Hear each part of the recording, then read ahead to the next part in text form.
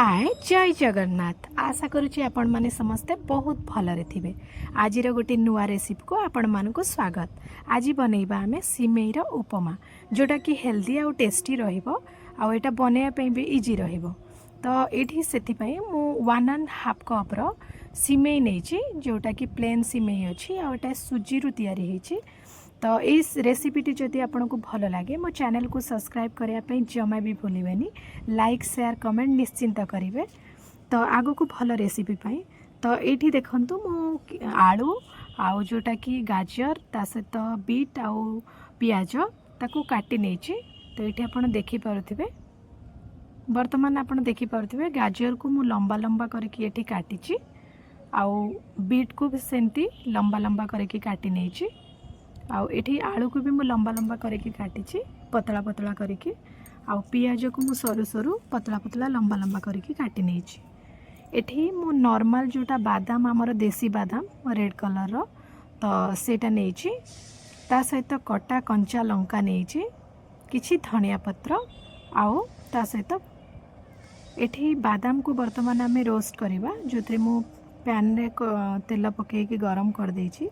वर्तमान आम बादाम को ऐड करवा और बादाम को भल से भाजवा जोटा कि नॉर्मल ब्राउन कलर हवा पर्यंत बादाम रो भाजी हो गले तार गोटे बढ़िया स्मेल भी आसता है और टेस्ट भी खायापी भल लगे। तो बादाम देखो मुझे लो मीडियम फ्लेम रे एटा को भाजुची वर्तमान बादाम को। तो ऑलमोस्ट बादाम भाजी हे आसलानी ब्राउन कलर हो गलानी मु गोटे प्लेट को आको काढ़ी दउची। तो नेक्स्ट प्रोसेस पाई वर्तमान आम रेडी हवा जो थी कि मो पैन रे किछि तेल पकेछि आउ ता सहित वर्तमान मु किछि जीरा ऐड करिवि।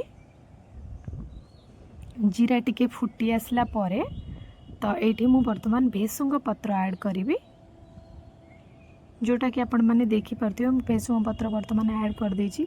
आ भेसुंग पत्र जोटा कि उपमा रे बहुत बढ़िया फ्लेवर आनथाय वर्तमान मु पियाज ऐड कर देछि।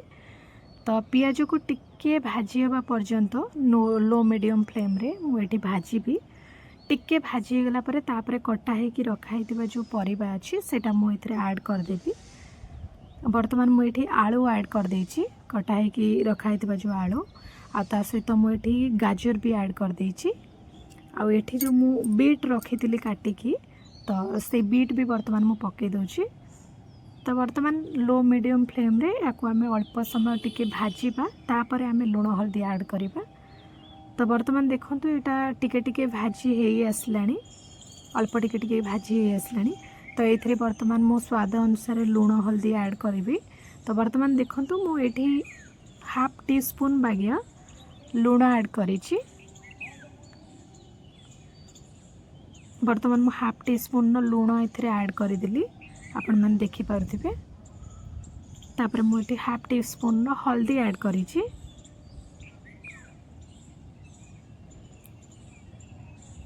वर्तमान आपको टिके अल्प समय धरिकी आम भाजीबा लो मीडियम फ्लेम रे जाकि जो परिवा गुड़ा आम पकईचे सेटा जेमती सीझी जाऊ से मुझे ढांकुणी को वर्तमान घोड़े देछि। किछि समय अल्प समय ताको भाजिली देखंतु एटा किछि समय भाजला पर आउ टिके लोटे देबी। तापर एबे मु सिमेई ऐड कर देछि।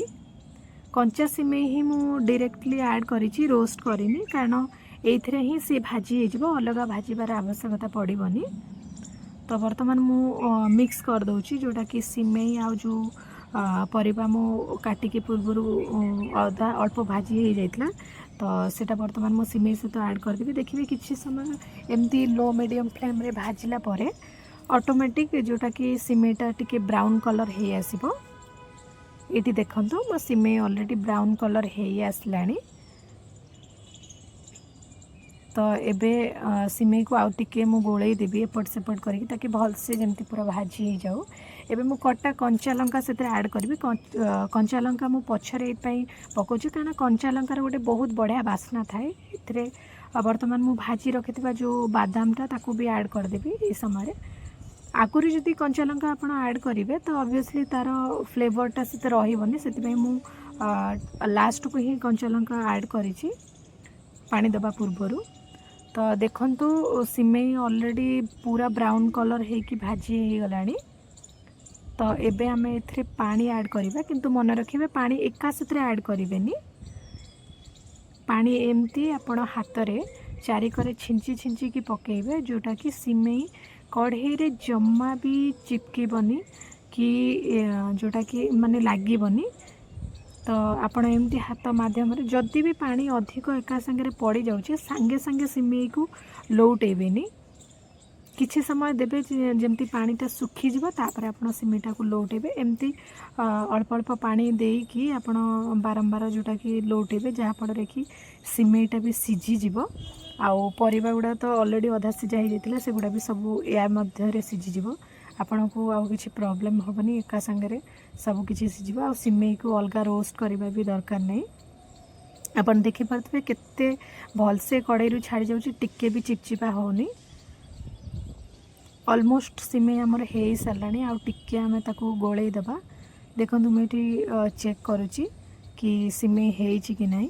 हाँ ये ऑलरेडी सिमेई देखूँ हो जाइए सर्व करवा आम सर्विंग प्लेट रे केते बढ़िया कलर देखा जाउछि आपण माने देखि पारथिबे जेहेतु बीट और गाजर दीटाक पड़ी आटा बहुत ही हेल्दी जो माने भी हेल्थ कॉन्शियस यहाँ को निश्चिंत ये रेसिपीटा बनई कि आप खाई पारिबे बहुत भल लगे और थे बनइले आप निश्चिंत नेक्स्ट टाइम बनैया इच्छा प्रकाश करेंगे। Thank you.